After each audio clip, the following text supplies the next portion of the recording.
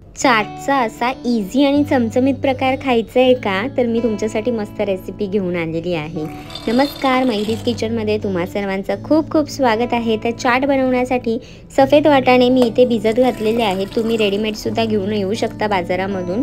1 वाटी घेतलेले आहेत, त्याच्यामध्ये 2 बटाटे मध्यभागी चिरून मी घातलेत आणि बुडेल एवढं पाणी घातलेलं आहे।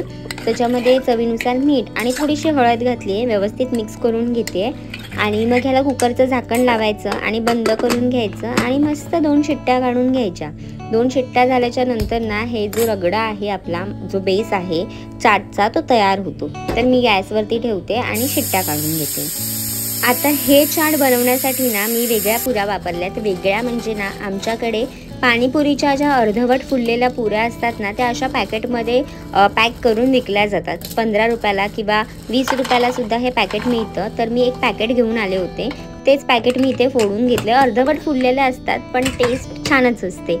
कुकर थंड झाल्यावर त्यातली वाफ निघून गेल्याच्या नंतरच कुकर उघडायचा। कुकर उघडल्यावरती ना ते बटाटे आहेत शिजलेले, ते काढून घ्यायचे आणि बाकीचे जे वाटाणे आहेत ते चमच्याच्या मदतीनेच प्रेस करून घ्यायचे। वाटाणे व्यवस्थित शिजले असतील ना तरच एकदम इझिली हे स्मॅश होतात। चमच्याच्या मदतीनेच एकदम परफेक्ट झालेत बघा।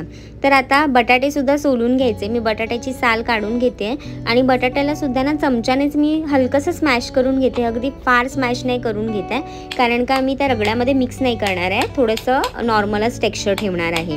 तर बटाटे स्मॅश करून झाल्याच्या नंतर ज्या पुऱ्या आहेत अर्धवट फुललेल्या, तुम्ही ना इथे कोणत्याही पुऱ्या वापरलात तरीसुद्धा चालेल। मी इथे त्या पुऱ्या घेतल्यात आणि मध्यभागी छोटासा असा स्पेस करून घेते आणि एका प्लेटमध्ये जेवढ्या मावतील तेवढ्या पुऱ्या मी लावून घेते। म्हणजे एकसारख्या लावून झाल्याच्या नंतर त्याच्यावरती जे आपण सगळं ह्याच्या आतला जो रगडा तयार केला तो घालून घेता येईल। तर चमच्याने मी आधी सुरुवातीला वाटाण्याचा जो रगडा आहे तो ह्याच्यावरती घालून घेते आणि त्यानंतर जे बटाटे स्मॅश करून ठेवलेले आहेत ते सुद्धा ह्याच्यावर घालून घ्यायचे आहेत।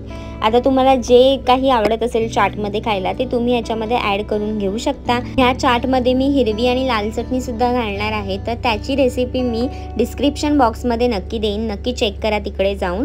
तर बटाटा घालून झाल्याच्या नंतर मी चाट मसाला स्प्रिंकल करून घेते आणि मग वरतून ना हिरवी चटणी, जी पुदिन्याची चटणी असते तीच इथे घालते आणि वरतून लाल चटणी जी चिंच खजूर किंवा चिंच गुळाची चटणी असते तीच इथे वापरलेली आहे।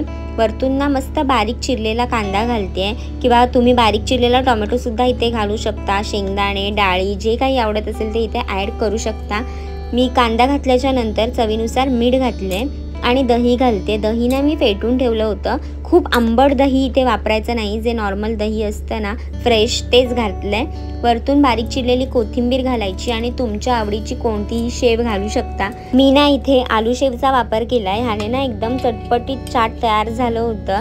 जर तुम्हाला रेसिपी आवडली असेल तर लाईक करा, शेअर करा आणि सबस्क्राईब करायला विसरू नका। नक्की ट्राय करून पहा आणि निरोगी खा, निरोगी रहा।